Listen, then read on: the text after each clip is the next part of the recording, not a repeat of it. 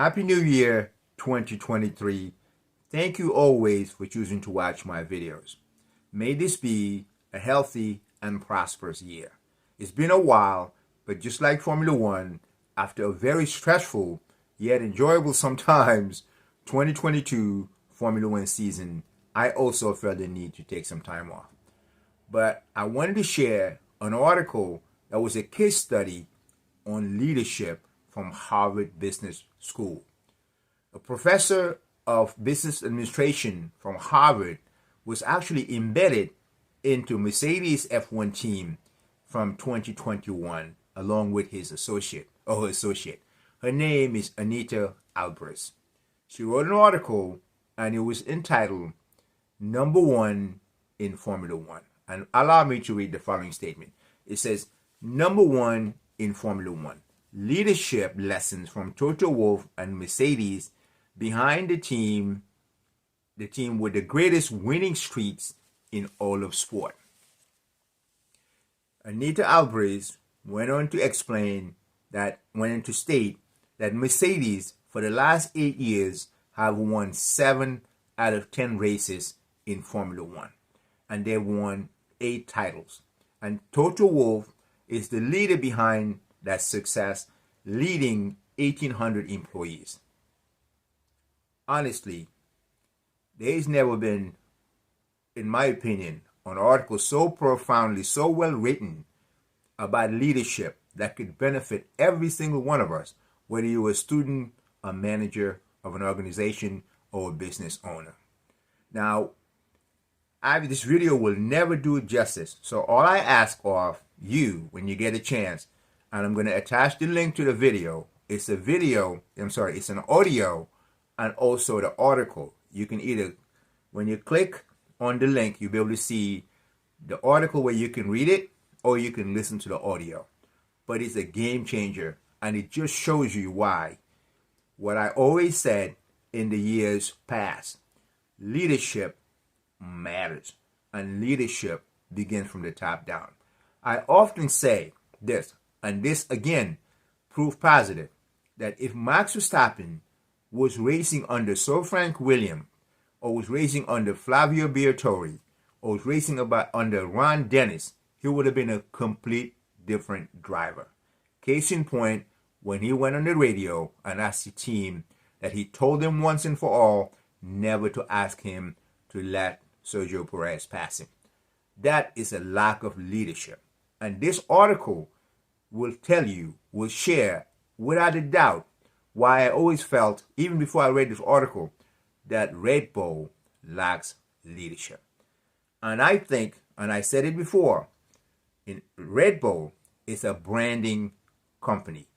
And I believe Red Bull believes in the philosophy that the only thing worse than being talked about is not being talked about. So please, I'll follow the 6 life lessons from this article, but remember, this video will never do it justice completely unless you kindly click on the link and read the article or listen to the audio and hear the life lessons. And in it, I'll ask you one question. That question is only answered, in my opinion, if you have not read the article or listened to it, by reading the article or listening to the audio itself. The question is, what has been or what is the longest pit stop in Formula One history? Here are the lessons discussed in summary. Number 1, it says, what you say and do comes to define the organization you lead. What you say and do comes to define the organization you lead. That is the reason why I call Christian Spice instead of Christian Horner. Very important.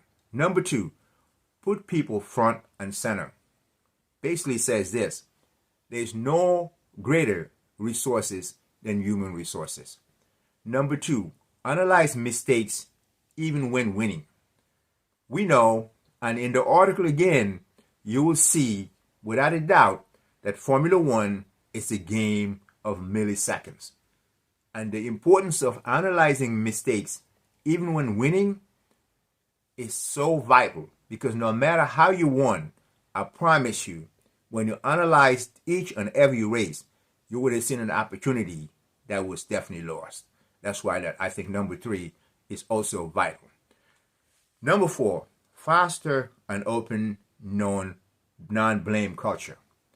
It's important, and it says once again, against what Red Bull doesn't seem to believe in. There is no I in team. Max Verstappen often goes on the radio and blames someone, his team, or whatever else. Remember this, in 2022, Lewis Hamilton had complained on the radio and Toto Wolff came on and said Lewis Hamilton treated the team like a vomit bag. I thought that was harsh. And that's the opposite. But when you get to read this article, you'll understand why Toto Wolff might have said what he just said. Number 5, trust superstars, but maintain authority. It's important. Yes, we know Sir Lewis Hamilton is a superstar, but Toto may not just be talking about Sir Lewis Hamilton. He's talking about the engineers. He's talking about every team member. Trust your team, but maintain authority. It's important. Number 6 is relentlessly battle complacency. It's important. This is just a summary, but I think this article is honestly a game changer. And if you would, to give it a minute, when you get a chance, read the article, listen to the audio, and I cannot tell you how much I would appreciate discussion, sharing your views about this article that I honestly feel shows why the 2022 off season, there's been so many changes, but 90% of the changes are leadership involved. From Ferrari to Renault to any other team that still may be speculative, leadership makes a difference. And that's why Toto Wolff will remain the leader of the Mercedes team until he decides to leave the team himself. I mean, literally, I don't want to say no more because I believe it's important for you to get the answer to the question I asked: what is the longest pit stop in Formula One history? And only if you listen to the video, if you listen to the audio or read the article, would you have an answer. I'm grateful. Thank you always for your comments. I can't wait for March 5th, 2023, and hopefully this year will be one of success for justice. God bless you. Thank you so much. Good evening.